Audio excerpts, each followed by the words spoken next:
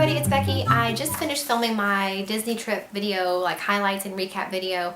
I had a couple tips that I wanted to throw in to add to the mix, and I forgot, just the other video was so long, I just wanted to do them in a separate video. It's just a couple little things that, you know, I'd made some videos before we left of some tips and suggestions and things we packed that I recommend, but I had either failed to mention these things or it's a new thing we hadn't tried that I want to share with you guys that worked out really well for us. So the first thing I want to recommend is in regard to kind of keeping control over your laundry situation when you're in the hotel.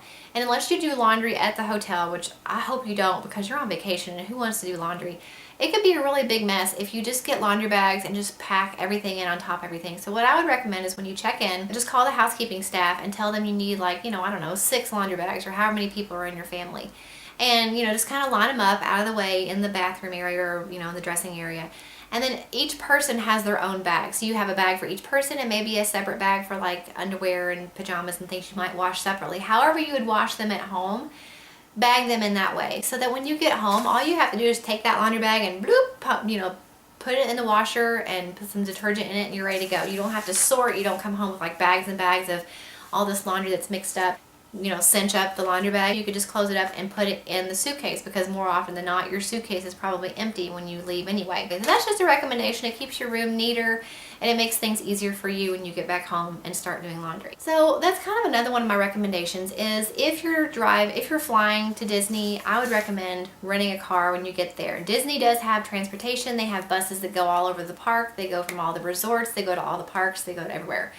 Downtown Disney, all that stuff. But we have noticed over the years that you leave the park at night and you're tired and your kids are like asleep or they're cranky or whatever. The last thing you want to do is go and sit and wait for a bus to pick you up and take you somewhere. I mean, the lines for the buses can get really long at night if you're leaving at a time when everybody else is leaving, like if the park's closing and you're leaving. The lines for the buses can get really long, and then sometimes you're not the only stop. Sometimes those buses make a couple stops, and so you're sitting on the bus waiting while you go through 2 or 3 other stops before you get to where you need to go. It's just, if you can afford it, and you can get really good deals with rental cars, I would really recommend to rent a car. And what we would do is, when we used to fly, is we would gate check our strollers and the car seats, and that way they were immediately ready for us when we got to the airport in Florida. We would have our own car seats and our strollers, pick up our luggage, and we were good to go. You can rent car seats from, I guess, different car seat rental places I know I've heard of. We just never did. We preferred to have our own stroller and our own car seats just for safety and sanitary reasons. We would do that. But I mean, that's definitely something to think about. And plus, if you plan on park hopping, if you have a park hopper ticket, it's usually easier to get in your car and drive to those different parks than to leave, get the bus, go to the other park, stay at the park, catch another bus, go. It's just easier to use your own car than to try to use the bus system. I think, in my personal opinion, there's probably plenty of people that don't agree with me, and that's okay. That's just something, just throwing it out there for you to think about it. And then one more item suggestion I would make is we purchased a portable cell phone charger, which we had never done before.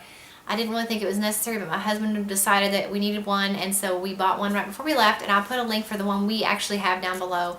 We actually had bought one at Best Buy, and we took it back because it did not have the charging capacity that the one we actually ended up keeping does, and it was way cheaper anyway. It was like $30 from Amazon for this one, and we were able to charge his phone.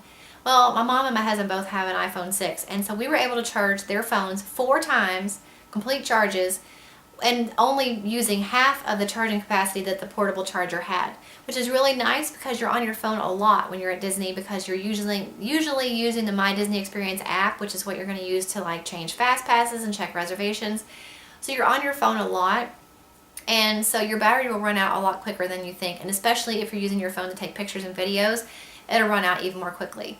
So it was a really good purchase. Don't tell him that he was right to buy that. You know, most of the things he wants to buy, I'm like, that's stupid, we don't need that.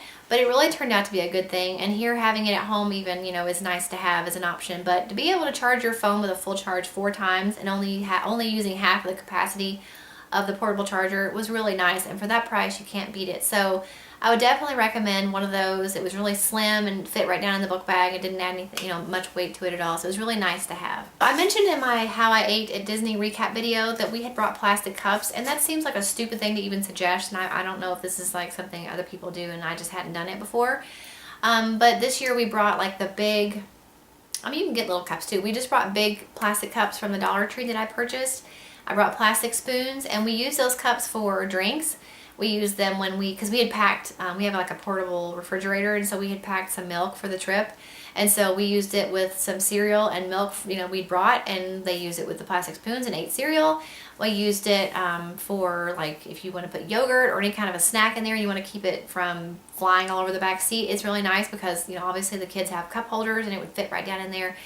So that was really nice to bring. And it was also really handy in the hotel because there were some times when, like, we got home from the park, we got back to the hotel late, and I wanted a quick snack, but I didn't want to have to go to the food court, and so I would just put a little bit of cereal in there and some milk or something like that. They were really nice to have, really handy, and of course inexpensive because they came from the Dollar Tree. Another thing that I found really helpful, it was to bring organic baby food pouches. Now, my 5-year-old is obviously not a baby, but she still likes them, and they're healthy, they're organic, they're not the cheapest, most cost-effective thing in the world, but she really likes them, and it's a great way for her to get fruits and vegetables that she actually will eat. And it was good for her, especially because she's kind of like me, where she's a picky eater, or she doesn't want a big huge portion all of her own on her own. And so it was nice because I would pack. She ate them in the car on the way to Disney and then on the way home. But they also came in handy because I would throw a couple of them in the backpack for the park each day.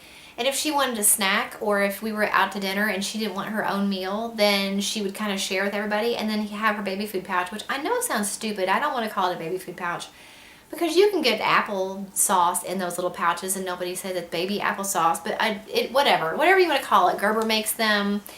There's like the Happy Tot brand. Plum Organics has their own version. So maybe think about that. Even if you're an adult and you can find one that you think tastes good. I don't know. I haven't eaten them, so I don't know if they're any good. She likes them, and there's some really weird combinations. But if it's a good, healthy way for her to get, organic fruits and vegetables, and there's some that have like oatmeal and fruit, different things, that's fine with me. And they really, really came in handy for her as a healthy snack and as a meal substitute, or a meal, not a substitute, but like an addition to a meal. Like, she would eat that and then a little bit of my chicken, or that and some of my mom's steak, or whatever. So they really worked out nicely. So those are really my final tips and suggestions. I wish I had either thought about those things or known about those things to put in the videos that I did before we went to Disney. But I didn't want to not tell you, because I feel like, especially the phone charger and the baby food pouches, I mean, those are like amazing things. It added so much to our trip and were so helpful and convenient for our trip that I felt like I wanted to share it with you guys. So I'll put the playlist down below of all the Disney prep videos that I have made, that I made before we left. I'll put that down in the playlist link down below so you can watch those in case you missed it. Please like this video if you liked it, subscribe if you haven't already, and I'll see you in the next video. Bye.